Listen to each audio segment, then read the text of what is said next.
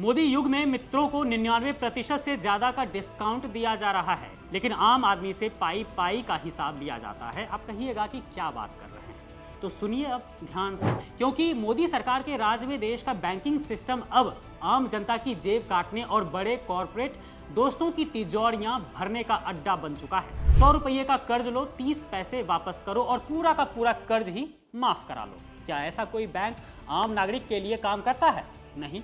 यह खास स्कीम सिर्फ और सिर्फ मोदी सरकार के चहेते उद्योगपतियों के लिए है। देश का इंसॉल्वेंसी ट्रिब्यूनल यानी एनसीएलटी अब बड़े बकाएदारों को क्लीन चिट देने वाली मशीन बन चुका है और मोदी सरकार तमाशा देख रही है। मामला जी ग्रुप के पूर्व चेयरमैन सुभाष चंद्रा से जुड़ा है, जिन पर 22,000 करोड़ रुपए से ज्यादा का भारी भरकम कर्ज था, लेकिन ट्रिब्यूनल के एक फैसले से इस पूरे कर्ज को ही खत्म कर दिया गया और बदले में उनसे वसूले गए महज 6.5 करोड़ रुपए।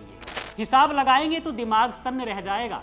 यह कुल कर्ज का 99% से ज्यादा का हिस्सा साफ कर देने जैसा है, यानी जनता का 21,999 करोड़ रुपए पानी में बहा दिए गए।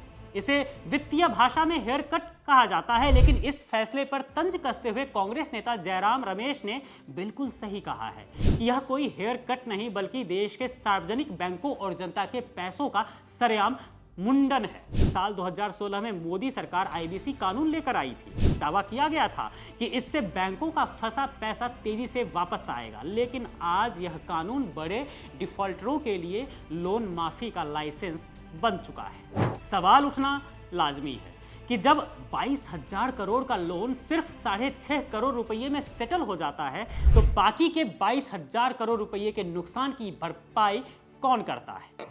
इसका सीधा जवाब है देश का आम करदाता और बैंकों में अपनी गाढ़ी कमाई जमा करने वाला मध्यम वर्ग। जब बड़े उद्योगपतियों को बिना किसी कड़े नियम के हजारों करोड़ के लोन बांटे जाते हैं और बाद में इंसॉल्वेंसी के नाम पर कौड़ियों के भाव राहत दे दी जाती है, तो बैंक घाटे में जाते हैं, जिसकी भरपाई आम जनता की जेब पर टैक्स बढ़ाकर की जाती है। वहीं दूसरी तरफ अगर कोई आम इंसान अपने होम लोन या बाइक लोन की किस्त चुकाने में थोड़ी भी देरी कर दे, तो बैंक उसके पीछे रिकवरी एजेंट भेज देते हैं, उसका सिविल स्कोर बर्बाद कर दिया जाता है और कानूनी नोटिस थमा दिए जाते हैं। आज आम आदमी के लिए 50 पैसे की देनदारी भी पाप बन जाती है और बड़े कॉरपोरेट के लिए हजारों करोड़ डकार जाना सिर्फ एक बिजनेस डील है, हेयर कट। यह पहली बार नहीं हुआ है। मोदी सरकार के कार्यकाल में कॉरपोरेट लोन माफी का यह खेल लगातार जारी है। दावों के मुताबिक बड़े बड़े उद्योगपतियों के लगभग 16 लाख करोड़ रुपए के लोन